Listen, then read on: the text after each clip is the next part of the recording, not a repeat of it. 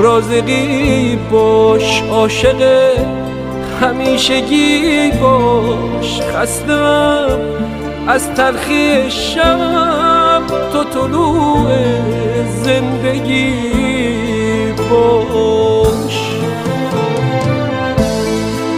پس از آن غروب رفتن، اولین طلوع من باش.